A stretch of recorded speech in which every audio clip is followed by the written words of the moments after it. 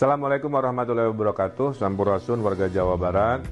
Dalam kesempatan ini saya ingin menerangkan prosedur tes masif COVID-19. Dirubah ya, nggak pakai kata massal.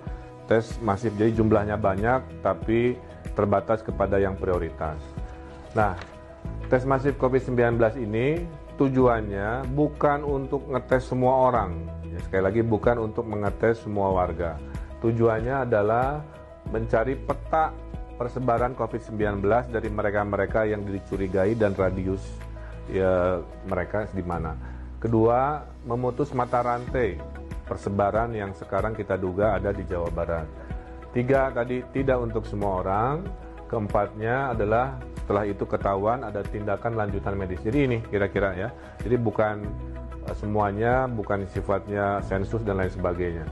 Kalau kita lihat peta Jawa Barat, dari 59 hari ini yang mayoritas ada di Bodebek ya, menandakan pengetesan akan lebih banyak di zona Bogor-Bogor, Depok, Bekasi-Bekasi. Kemudian masih berikut paling banyak di Bandung Raya sesuai jumlah positif COVID-nya, yaitu Kota Bandung, Kabupaten Bandung, KBB, Cimahi, Sumedang, dan seterusnya. Nah, yang kita lakukan ini mengikuti model Korea Selatan yang dianggap paling baik. Ini dipilih Pak Presiden. Tidak ada yang namanya lockdown, ya, tapi dimasifkan tesnya. Itu Korea Selatan. Bedanya orang Korea, si opa-opanya, ahjusinya, disiplin, kira-kira begitu. Ini harus jadi tantangan kita di Jawa Barat. Nah, kalau di Korea Selatan, kita lakukan juga sama, yaitu multi opsi, ya. Opsi pertama door to door ada, kita juga.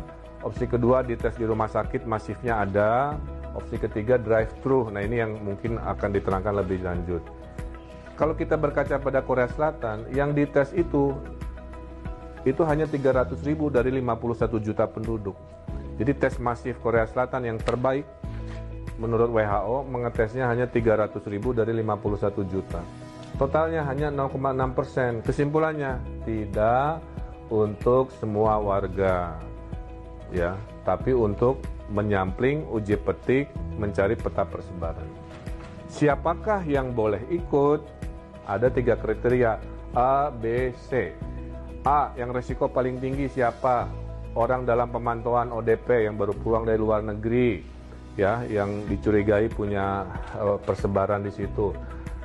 Kedua, di zona A, di kriteria A ini adalah pasien-pasien, ya.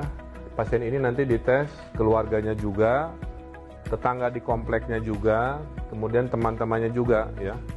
Kemudian tenaga kesehatan yang sedang berjuang di depan untuk urusan penanganan COVID, ya.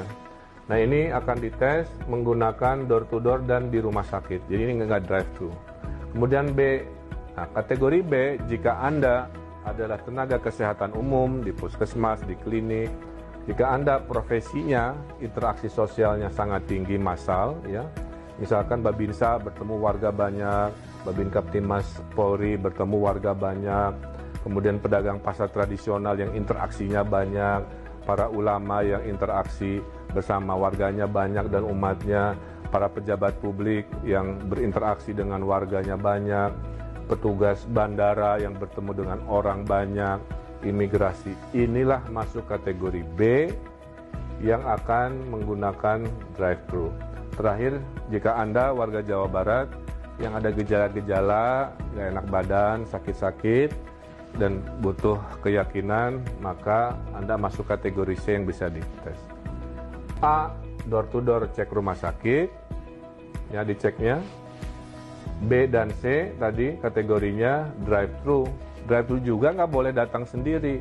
Daftarnya online via apps Picobar. Setelah daftar online, ada proses verifikasi, wawancara, keluarlah surat jadwal kapan datang.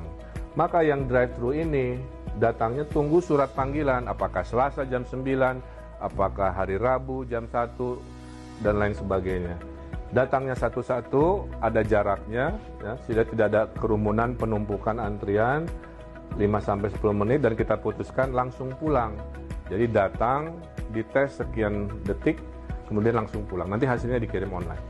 Jadi kesimpulannya, jika Anda sehat, tidak masuk kategori bergejala, tidak masuk kategori profesi-profesi yang resiko tinggi, tidak masuk golongan yang sangat rentan terhadap situasi hari ini, tidak usah ikutan tes masif.